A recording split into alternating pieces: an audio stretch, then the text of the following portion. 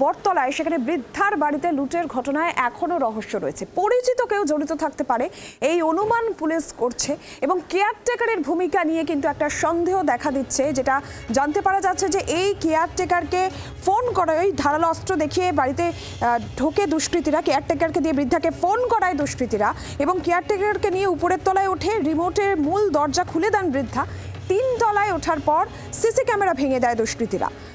সূত্র যেটা খবর, 3 তলায় বৃদ্ধা কোন ঘরে থাকতেন সেটাও দুষ্কৃতীরা জানতো। আর কেয়ারটেকার 2 ঘন্টা খাটের তলায় লুকিয়েছিল, কেন কেয়ারটেকার চিৎকার করেনি এই নিয়ে কিন্তু প্রশ্ন উঠছে। আর এই নিয়ে কেয়ারটেকারের ভূমিকাতেও সন্দেহ দেখা দিচ্ছে।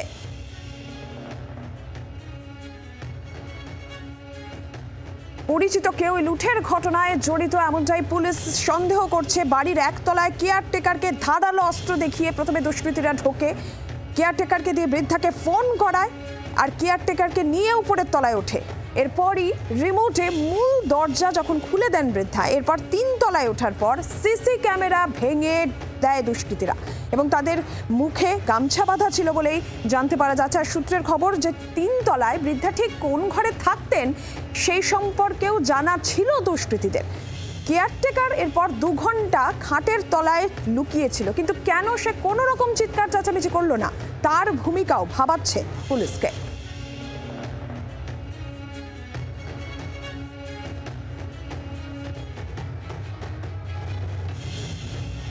আমাদের ধারণা দ্যাট ওখানে ইন্টারনাল কোথাও থেকে কিছু ইনপুট বাইরে গিয়েছে, যার বেসিসে এই কাজটা হলো।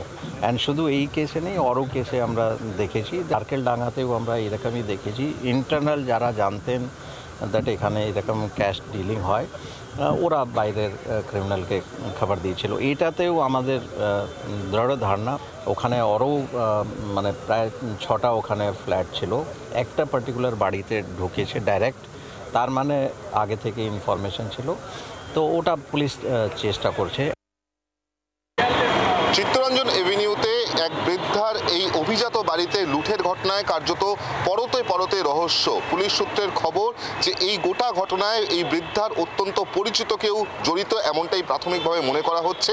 তবে কোথায় এই রহস্য, যেটা পুলিশ সূত্রের খবর যে এই বৃদ্ধার বাড়িতে যেদিনকার এই ঘটনা ঘটে সেদিনকার ঘটনার সূত্রপাত রাত্রি 11টা 20-তে এবং 11টা 20-তে এই দরজা দিয়ে প্রথম দুষ্কৃতীরা ঢোকে। তারপর সরাসরি 1 তলায় যিনি কেয়ারটেকার রয়েছেন তাকে ধারালো অস্ত্র দিয়ে ভয় দেখানো হয় এবং তাকে দিয়েই বৃদ্ধাকে ফোন করানো হয়, যিনি 3 তলায় সেই সময় তার বেডরুমে শুয়েছিলেন।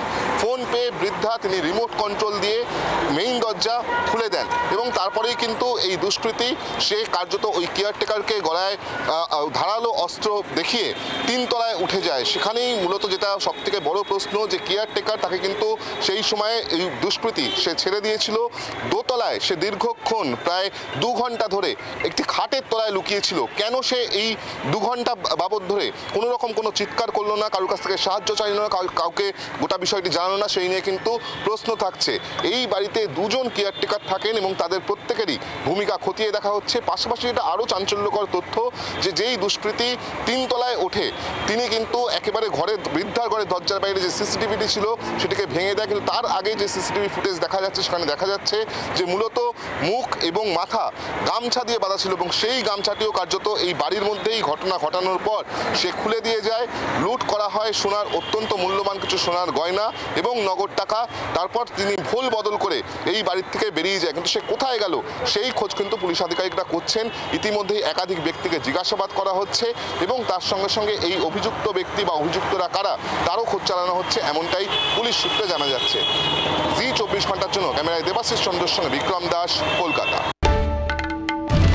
বাংলার আওয়াজ, বাঙালির আবেগ, জি 24 ঘন্টা।